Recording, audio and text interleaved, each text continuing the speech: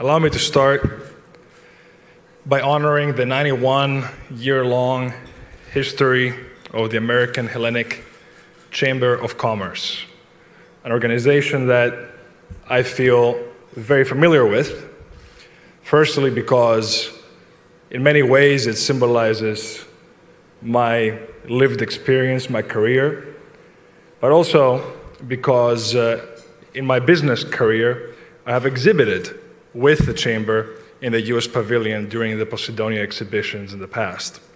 So I'm very familiar with this great organization that has a history full of contribution to the enhancement of Greek-American commercial and trade relations. I'm also glad to address people who are economically active in both Greece and the United States. As you may recall, ΣΥΡΙΖΑ was very active itself as a governing party in enhancing US and Greek relations. In 2015, when ΣΥΡΙΖΑ was called to govern, Greek exports to the United States were limited to approximately $1.4 billion.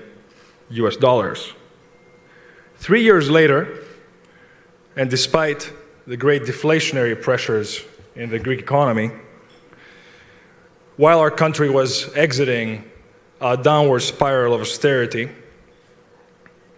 our exports to the United States increased to $1.6 billion. Last year, in 2022, we've gone up to $2.3 billion. According to the United Nations Comtrade database on international trade, the driving forces of these exports are mineral fuels, oils, distillation products, vegetables, fruits, nuts, food preparations, electronics, electrical equipment, aluminum, salt, sulfur, stone, plaster, lime, and cement. And according to the same source, US exports to Greece reached 2.1 billion USD in 2022, with mineral fuels, oils, and distillation products fostering the growth. From 2011 to 2022, the US was the 8th largest source of foreign direct investment in Greece. In 2021, American FDI reached $303 million. These figures look good. The growth is encouraging. And it definitely points to positive prospects for a further increase in the foreseeable future. But other figures, unfortunately, are more alarming because they portray and mainly strategic differences in tackling the fiscal crisis that the two countries, in the case of Greece, particularly have experienced. And in Greece, unlike the United States, what we've experienced has been a heavy burden on the backs of the majority of our fellow citizens. Therefore, I would like to talk to you today about some macro, and then after that, I will bring it together with a political argument μακροοικονομικών στοιχείων και μετά θα φέρω κάποια πολιτικά επιχειρήματα σε συνάρτηση με αυτά τα μακροοικονομικά στοιχεία. Καταρχάς, σε ό,τι αφορά την ελληνοαμερικανική δημοσιονομική πολιτική και σύγκριση μεταξύ των δύο. Οι ΗΠΑ έχουν ένα πρωτογενές έλλειμμα 4,6% μεταξύ 2010 και 2014 και 1,5% μεταξύ 2015 και 2019. Σχεδόν τα ίδια επίπεδα όπως η Ιαπωνία και η Μεγάλη Βρετανία, ενώ είχαν ανάπτυξη. Στην Ελλάδα, μετά από ένα 25% πτώση στο ΑΕΠ μας μεταξύ 2010 και 2014, η χώρα πολεμούσε να επανέλθει στην ανάπτυξη. Πολεμούσε να εξισορροπήσει τους προϋπολογισμούς. Η Τρόικα, Ευρωπαϊκή Ένωση, Διεθνές Ταμείο και Ευρωπαϊκή Τράπεζα επέβαλαν ένα πρωτογενές πλεόνασμα 2,7% 2015 με 2019. Γιατί είχαμε βιώσει τεράστια αποτυχία μεταξύ 10-14. Στη χώρα μας βιώσαμε ένα μεγάλο πείραμα εσωτερικής απαξίωσης άνευ προηγουμένου στην ιστορία. Και το ολόκληρο το φορτίο αυτού του χρέους μιας χώρας σε πτώχευση, τεχνική πτώχευση, επέπεσε στην κυβέρνηση του Αλέξη Τσίπρα μετά τις άνευ προηγουμένου παραχωρήσεις της προηγούμενου κυβερνητικού συνασπισμού Πασόκ Νέας Δημοκρατίας. When the Troika pushed for surpluses between 2010 and 2014, the first memoranda, you may recall, με τα πρώτα μνημόνια, όπως θυμάστε, the country was sinking with deficits of 4.2%. Είχε ελλείμματα 4,2% and an unprecedented και άνευ προηγουμένου μέσο όρο ετήσιας πτώσης επενδύσεων κατά 14%. Ενώ σε εκείνα τα χρόνια αυξανόταν η ΕΠΑ μετά τη μεγάλη ύφεση του 2008-2009. Υπήρχε αύξηση των επενδύσεων των ΗΠΑ κατά 4%, ενώ η Ελλάδα κατέρευε κατά 14%. Στις ΗΠΑ, μεταξύ 2010-2014, μια πραγματική μέση αύξηση των μισθών κατά 0,5%, σχεδόν όσο και στην Ευρωζώνη, που ήταν 0,3%. Στην Ελλάδα, αντίθετα, υποφέραμε απώλειες 4,6% κατ' έτος κάθε χρόνο, μέχρι ότου οι πολίτες εξαντλήθηκαν ολοσχερώς, ώστε μέχρι ότου η ζήτηση απλώς κατέρευσε. Μπορεί να θυμάστε εκείνη την περίοδο, με μια πάρα πολύ χαμηλή αύξηση, μια τεράστια ανησυχία. Αλλά τουλάχιστον στη ΣΥΠΑ κατάφεραν να βγουν, και καθώς και στην Ευρωζώνη. Αντίθετα, στην Ελλάδα, όπως το θυμάστε, βιώσαμε καταστροφή. Σε εκείνη την περίοδο, οι ΗΠΑ έφεραν δημόσιες επενδύσεις κατά μέσον όρο 3,6% κάθε χρόνο, που ήταν πάνω από το μέσον όρο. Στην Ελλάδα, αντιθέτως, είχαμε 3,2%, που ηρωνικά ήταν απλώς για να υποστηρίξει το 14% των επενδύσεων που χάναμε, των ξένων επενδύσεων. Προφανώς δεν έφτανε για να αντισταθμίσει. Όλα αυτά λοιπόν τα στοιχεία ΑΕΠ ήταν εν κατακλείδη, κανονικοποιήθηκαν υπό την κυβέρνηση ΣΥΡΙΖΑ. Με την κυβέρνηση Πασόκ 2011 και την κυβέρνηση συνασπισμού 11-15, οι κυβερνήσεις τότε απλώς ήταν πολύ κακοί μαθητές μιας μείζωνος δημοσιονομικής προσαρμογής που κατέστρεψαν τη βάση της χώρας. Η αλληλουχία της αγοράς προϊόντων και μεταρρυθμές του εργατικού, της αγοράς εργασίας ήταν λαθασμένη. Δεν επετέχθηκαν ποτέ οι στόχοι της ανεφιλητική πίεση, και όταν ανέλαβε ο ΣΥΡΙΖΑ, επιτέλους κατάφερε να βγάλει τη χώρα από αυτή την καθολικό σπιράλ. Το κατάφερε. Το κατάφερε με μιας άνευ προηγουμένων διαπραγματεύσεις χρέους που είχε εκδιωχθεί από κυβερνήσεις και οίκους αξιολόγησης παγκοσμίως. Ας μιλήσουμε λίγο για την κατάσταση σήμερα. Δυστυχώς, με την παρούσα ελληνική κυβέρνηση φαίνεται να μην έχουμε μάθει κανένα μάθημα από αυτά που συνέβησαν στη χώρα. Με τις συνταγές με τις οποίες ζήσαμε εκείνες σκοτεινές μέρες, αφοσίως επιβληθήσα αυστηρότητα, τουλάχιστον μέχρι το 2016. Με τα κονδύλια του Ταμείου Ανθεκτικότητας και Ανάκαμψης να καταλήγουν σε πάρα πολύ λίγο και να προσφέρουν δύναμη ανάπτυξη.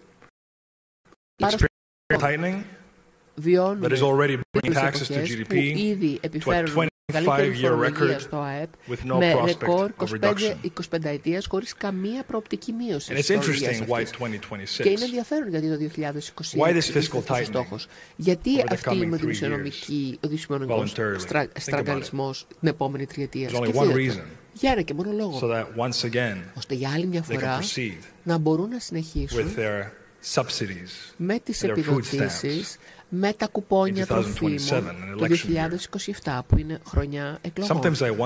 Ορισμένες φορές αναρωτιέμαι και συγχωρήστε μου τα απλά αγγλικά, πόσο ηλίθιοι νομίζετε ότι είμαστε?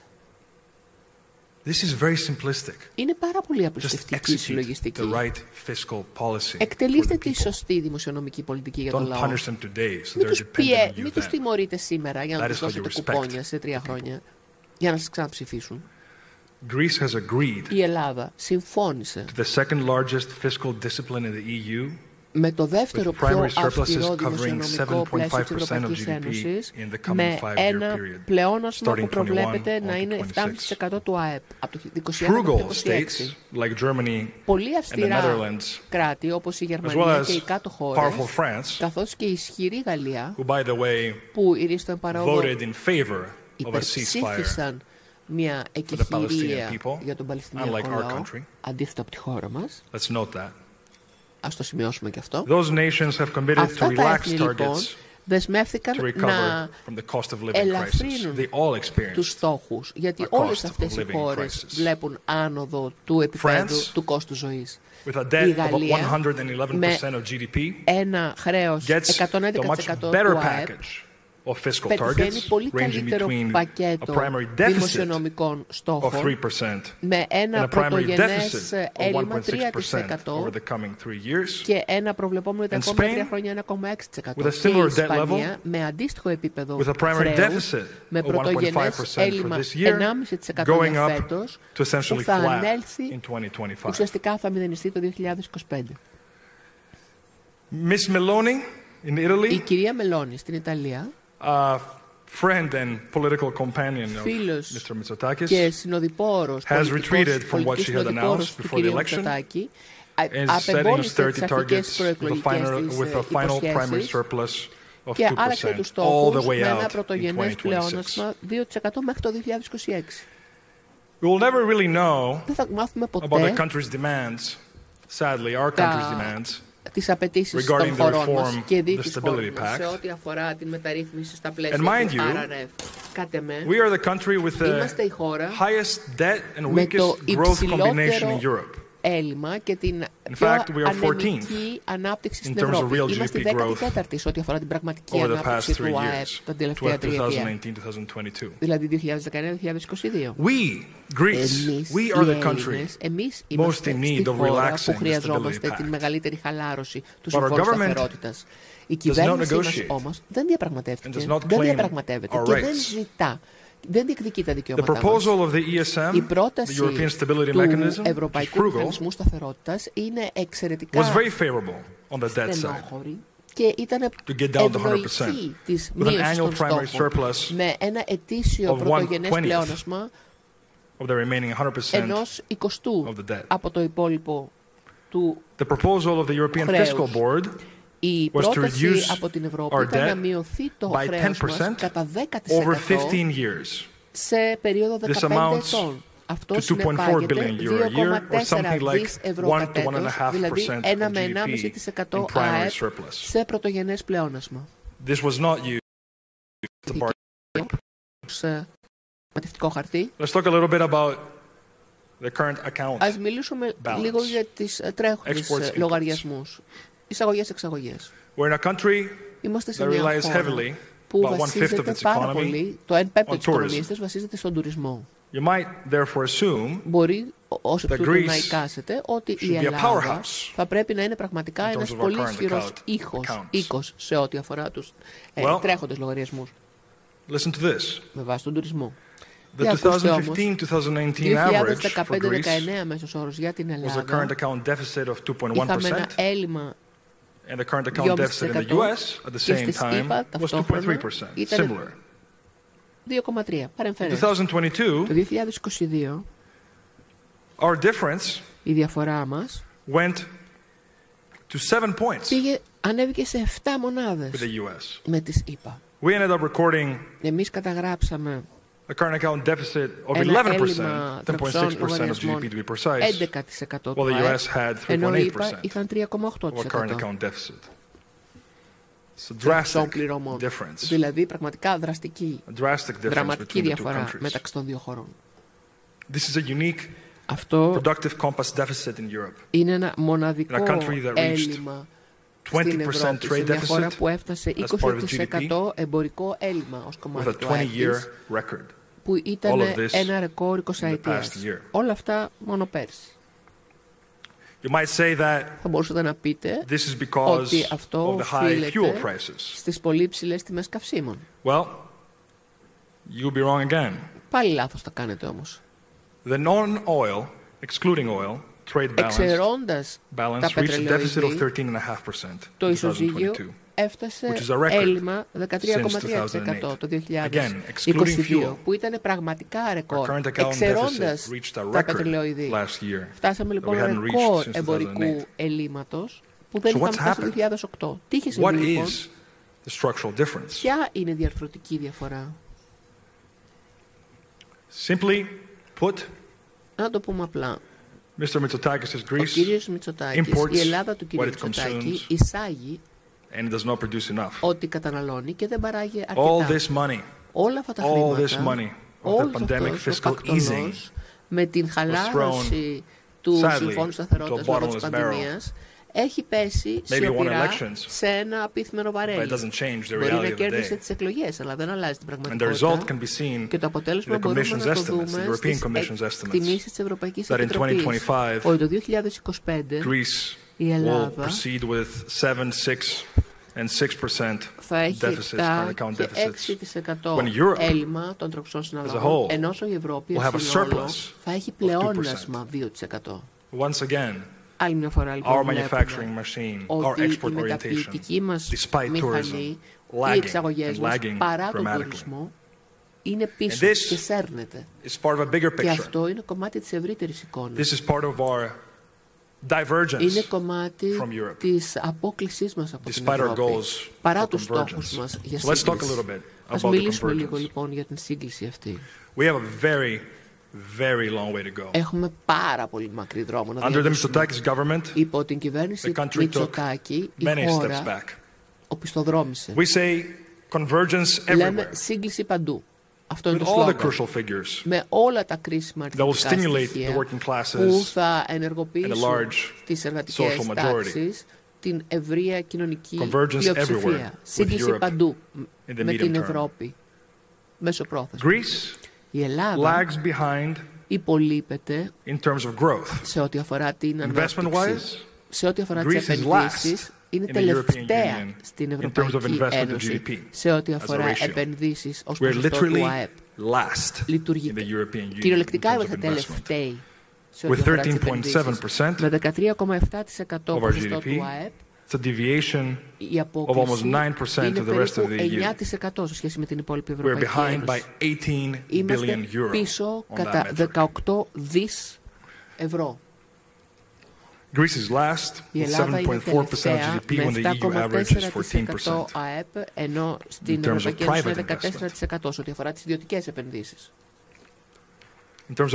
Σε ό,τι αφορά εξαγωγές αγαθών και υπηρεσιών με μια απόκληση 6% από την Ευρωζώνη και 7,2% από την Ευρωπαϊκή Ένωση. Είμαστε 15 δις πίσω. Σε ό,τι αφορά τη μισθοδοσία, 10,2% απόκληση του ΑΕΠ, 20 δις πίσω σε ό,τι αφορά τους μισθούς σε σχέση με την Ευρωπαϊκή Ένωση, που είναι τεράστιο ποσό. Σε ό,τι αφορά τα έσοδά μας, με πραγματικούς όρους, αγοράζουμε το 60% του όγκου με τα ίδια αντικείμενα σε σχέση με τον μέσο Ευρωπαίο. 68% κάτω από το μέσον όρο η αγοραστική μας δύναμη. Είμαστε τοποθετημένοι, είμαστε 24η στην Ευρωπαϊκή Ένωση των 27. 24η. 32% μακριά από τον μέσο όρο της Ευρωπαϊκής Ένωσης. Και για ακούστε αυτό. Μπορεί να θυμάστε την Ιρλανδία as a problematic economy back in the day. Κάπου την ίδια εποχή με εμάς. We are 193% Είμαστε behind Ireland 103% πίσω από την in terms Ιρλανδία of our buying power. σε ό,τι αφορά την αγοραστική μας δύναμη σήμερα.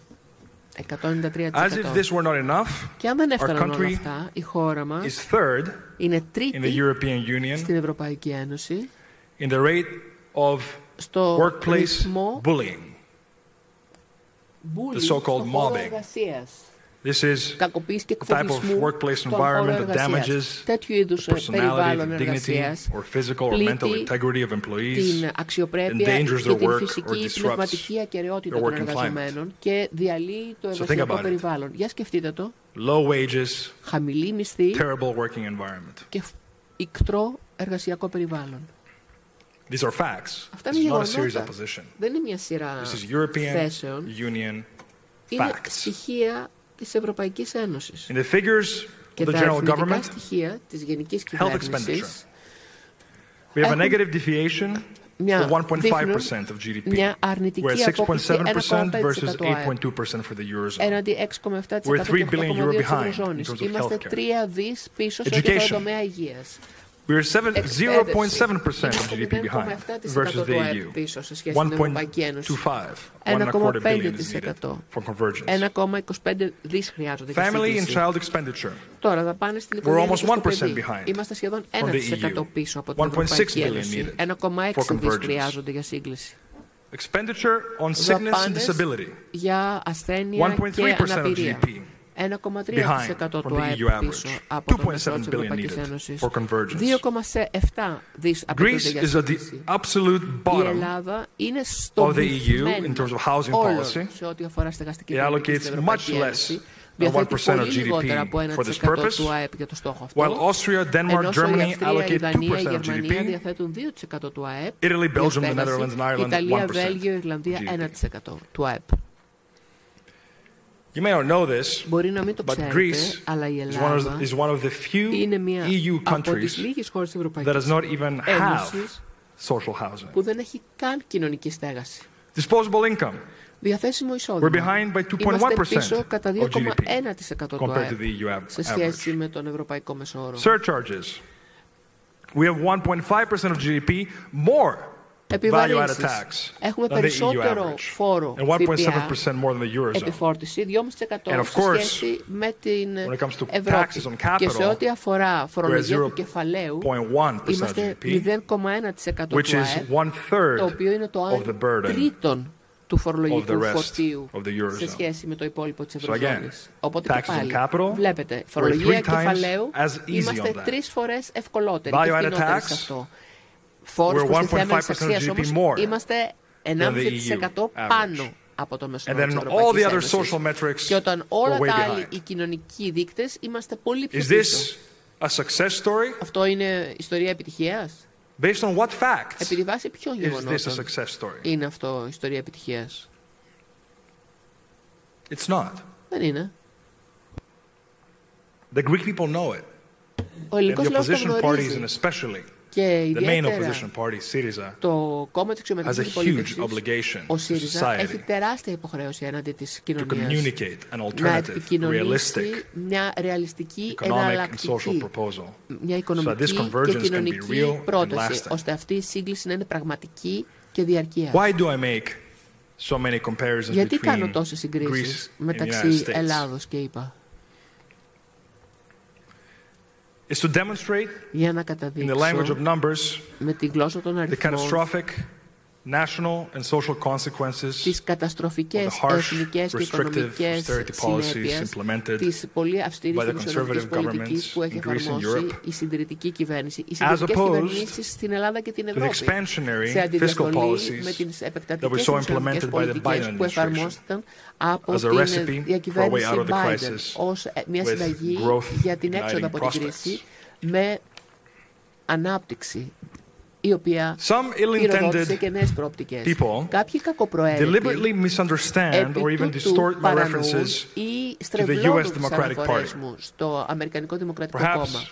ίσως καθώς προσπαθούν να με παρουσιάσουν σαν κάποιον που προσπαθεί να μετατρέψει το ΣΥΡΙΖΑ σε ένα κεντρό ή και κεντροδεξιό κόμμα. Γνωρίζω πάρα πολύ καλά ποιο κόμμα υπηρετώ ως πρόεδρος.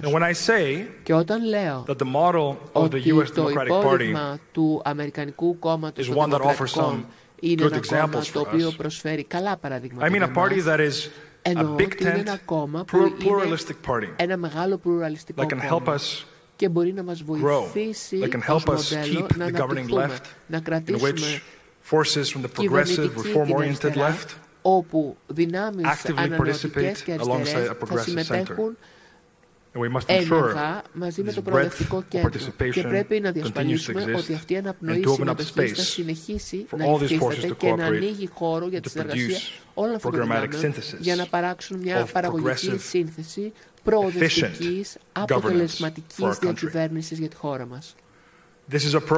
Αυτό είναι ένα πρόγραμμα το οποίο θα ευθυγραμμιστεί με τις οικονομικές και κοινωνικές ανάγκες της εποχής μας. Οικονομικές και κοινωνικές ανάγκες της εποχής μας. Και θα παράσχει απαντήσεις στα μείζωνα σύγχρονα ζητήματα της εποχής. Μπορεί να γνωρίζετε ότι έχουμε πάρα πολλά να αντιμετωπίσουμε με την τεχνητή νοημοσύνη, με την μετάβαση προς τις πράσινες τεχνολογίες, μαζί με νέες και μεγάλες γεωπολιτικές προκλήσεις.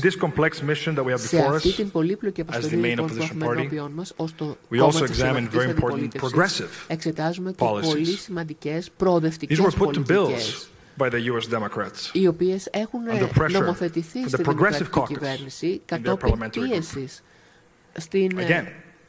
στο σώμα των βουλευτών. Το Δημοκρατικό Κόμμα των ΗΠΑ με την προοδευτική αυτή εκλογική βάση έχει περάσει ένα κατάλογο πολύ εντυπωσιακών και πολύ αριστερόστροφων, θα έλεγα, μεταρρυθμίσεων και πακέτων. Although the Supreme Court struck down the bill, a way has been found to cover nearly $50 billion more in need of support. The package of direct state subsidies, the stimulus checks, to the most vulnerable families to address the economic impact of the pandemic. Previously, under the Obama administration, $11 billion was earmarked to support health centers, mostly in the most economically vulnerable areas of the United States. And this was under the Affordable Care Act, also known as Obamacare. The Republicans blasted it, repeal and replace, repeal and replace. They had their chance to repeal and replace it.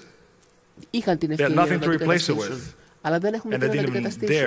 Και έτσι δεν τόλμησαν να το αποσύρουν το νομοσχέδιο αυτό. Αυτό σημαίνει ηγεσία την εποχή εκείνη από το Δημοκρατικό Κόμμα.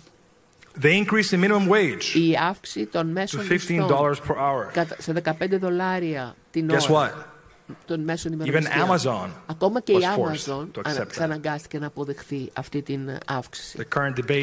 Η τρέχουσα συζήτηση σε ό,τι αφορά τις απολαβές που διαπραγματεύονται από τα συνδικάτα, χάρη στους μεγάλους διαδόχους των συνδικάτων στην αύξηση των ημερομισθείων στην αυτοκινητοβιομηχανία. Η δημόσια εμπιστοσύνη στα συνδικάτα έχει ανέβει και πάλι σε επίπεδο ρεκόρ. Αυτά είναι λίγα παραδείγματα καλών πρακτικών προοδευτικής πολιτικής που κίνησαν και την οικονομία και την κοινωνία προς τα μπρος. Γιατί για μας δεν μπορεί να υπάρξει σταθερή αειφόρος μακροπρόθεσμη ανάπτυξη αν δεν πηγαίνει χέρι-χέρι με την κοινωνική πρόοδο. Τι θέλουμε λοιπόν να επιτύχουμε προς αυτή την κατεύθυνση? Τι θέλουμε να κάνουμε εδώ στην Ελλάδα? Με το ΣΥΡΙΖΑ θέλουμε να δημιουργήσουμε μια υγιή αγορά εργασίας με ημερομίσθια και δικαιώματα που θα επιτρέψουν αξιοπρεπές επίπεδο ζωής και δεν θα οδηγούν τους νεαρούς Έλληνες στο εξωτερικό. Γνωρίζω πάρα πολλούς τέτοιους νεαρούς Έλληνες και εγώ υπήρξα κάποτε ένας τέτοιος νεαρός Έλληνας που έφυγε από τη χώρα μου. Έναν τρόπο να δημιουργήσουμε ένα απλούστερο, σαφές και σταθερό φορολογικό πλαίσιο. Ένα φορολογικό κώδικα που θα διαρκέσει τουλάχιστον μια δεκαετία, που δεν θα αλλάζει κάθε τρίμηνο όπως κάνουμε τώρα. με προοδευτικό εταιρικό φορολογικό συντελεστή και χωρίς προκαταβολές φόρου για τις επιχειρήσεις και τους επαγγελματίες. Όλα αυτά είναι τόσο πιστοδρομικά, όλα αυτά που συμβαίνουν στην Ελλάδα. Προκαταβάλλετε το φόρο της επιχείρησής σας και μετά προσπαθείτε να είστε ανταγωνιστικοί σε μια χώρα όπου ο τραπεζικός τομέας με τα βίας χορηγεί δάνεια στις μικρές επιχειρήσεις.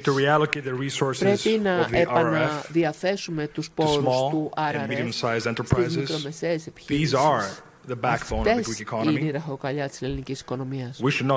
Δεν θα πρέπει να τις δαιμονοποιούμε, δεν θα πρέπει να προσπαθούμε να τις κλείσουμε, όπως κάνει η τρέχουσα κυβέρνηση κατά βάση. Αντίθετα, θα πρέπει να τις ενισχύσουμε. Θα πρέπει να τις ενδυναμώσουμε. Δεν έχουν πρόσβαση σε τραπεζικό δανεισμό. Σχεδόν πνίγονται στα χρέη. Πρέπει να τις βοηθήσουμε τις μικρές επιχειρήσεις χωρίς μικρές επιχειρήσεις των 5 έως 10 υπαλλήλων που παράγουν προστιθέμενη αξία στον μεταποιητικό τομέα και τις υπηρεσίες. Δεν θα υπάρξει ποτέ σταθερότητα.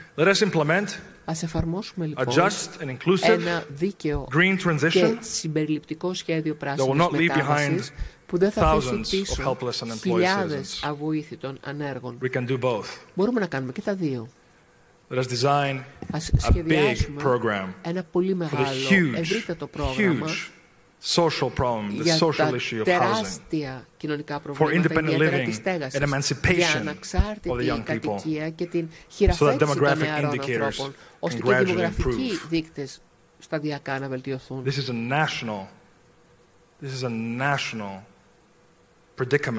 Αυτό είναι εθνική δυστυχία. Είναι εθνικό πρόβλημα. Χρειαζόμαστε μια πολύ μεγάλη, αποτελεσματική, τολμηρή κυβέρνηση να λύσει το πρόβλημα και για τις επόμενες γενιές.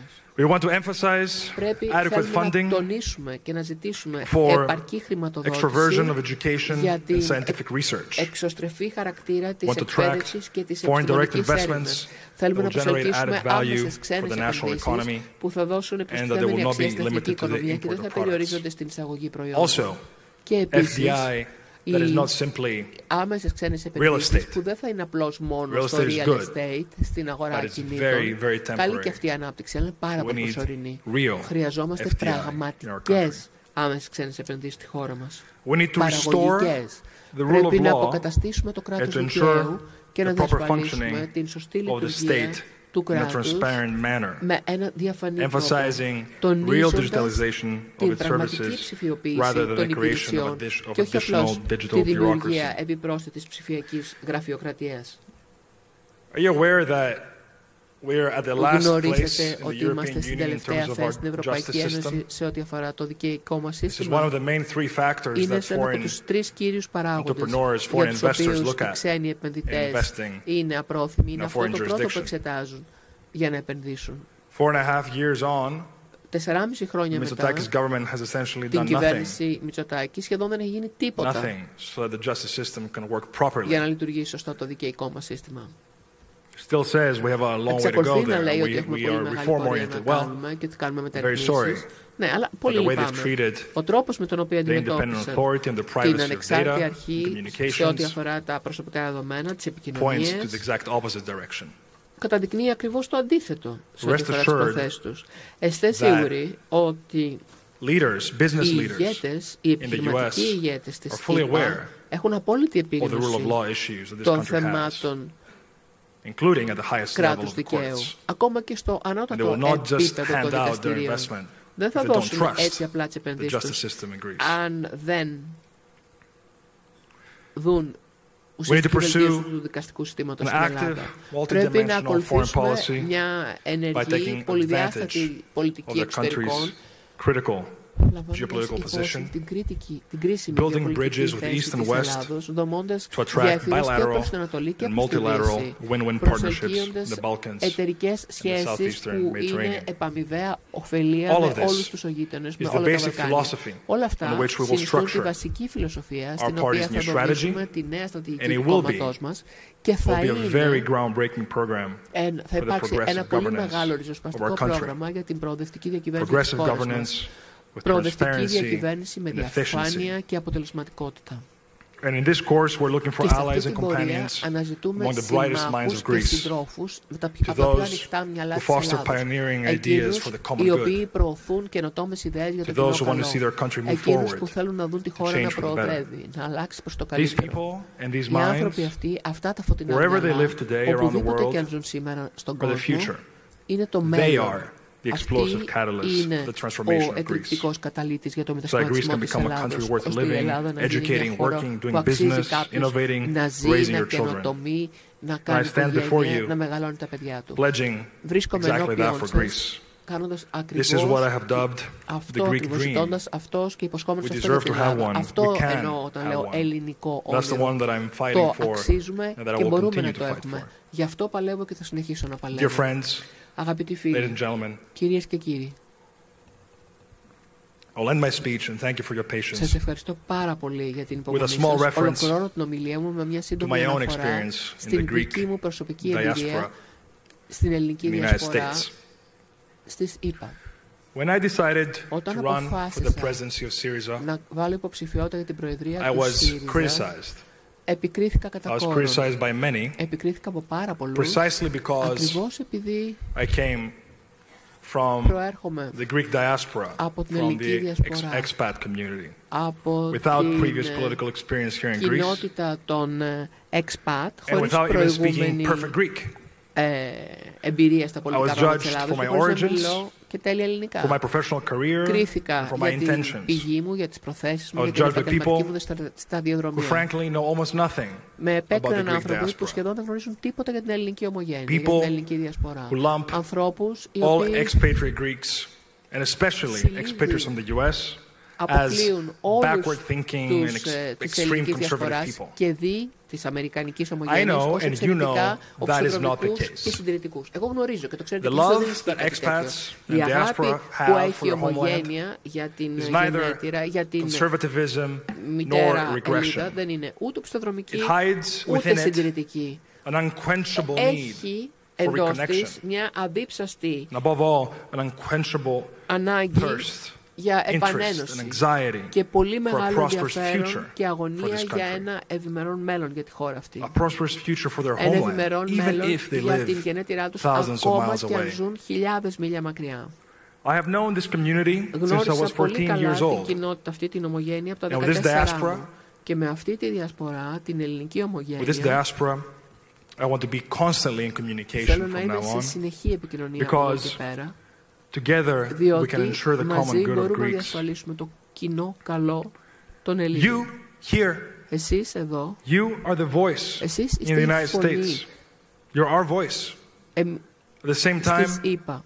you Είναι η are a φωνή σας bridge στις ΗΠΑ. between Ταυτόχρονα Greece είστε and και the η United γέφυρα States. μεταξύ ΗΠΑ And και you have a very important Ελλάδος. role to Και play έχετε πολύ σημαντικό in ρόλο να strengthening δραματίσετε στην bilateral ενίσχυση cooperation, της διμερούς συνεργασίας and especially και in strengthening ιδιαίτερα Greece's extroversion στην ενίσχυση vis-à-vis του the US, εξωστρεφούς χαρακτήρα in terms of trade and the της economy, Ελλάδος with έναντι agri-food της ΗΠΑ, exports, με την tourism, οικονομία, research με and τις technology, εξαγωγές, shipping, τον τουρισμό, cultural την ναυτιλία, exchanges and τις other πολιτισμικές ανταλλαγές.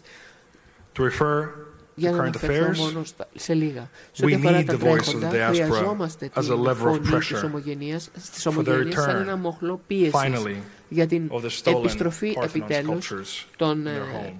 κλεμμένων The diaspora, γλυπτών του Παρθενώνα. The Η ομογένεια ομογένεια will play θα διαδραματίσει a big role in πολύ σημαντικό ρόλο και σε αυτό. We need the voice Χρειαζόμαστε the τη diaspora φωνή to της pressure ομογένειας για να πιέσουμε to την stop Τουρκία questioning να σταματήσει να our αμφισβητεί την and our κυριαρχία sovereign μας rights. και τα κυριαρχικά μας We need δικαιώματα. the voice of this diaspora Χρειαζόμαστε τη φωνή της ομογένειας expressed αυτής να through the mail-in εκφραστεί ballot μέσω of the της European elections next κάλπης June. στις ευρωεκλογές τον επόμενο As far as Ιούνιο. I'm concerned, Σε ό,τι με αφορά, having lived in both countries, έχοντας ζήσει και στις δύο χώρες, I am determined to support είμαι αποφασισμένος this να voice. υποστηρίξω τη φωνή αυτή. It's a new situation Είναι μια νέα for Greek κατάσταση politics. για την ελληνική We have an πολιτική expat σκηνή. in today's digital με τον σημερινό παγκόσμιο ψηφιοποιημένο κόσμο, να έχουμε τώρα έναν από την ομογένεια να είναι εδώ, να ηγείται του κόμματος αξιωματικής αντιπολίτευσης εν δυνάμει πρωθυπουργό. Είστε σίγουροι ότι από κοινού ως μια παγκόσμια ελληνική κοινότητα μπορούμε να επιτύχουμε πολύ περισσότερα παρά λιγότερα για την Ελλάδα. Και εν κατακλείδη, μόνο αυτό έχει σημασία. Σας ευχαριστώ πολύ.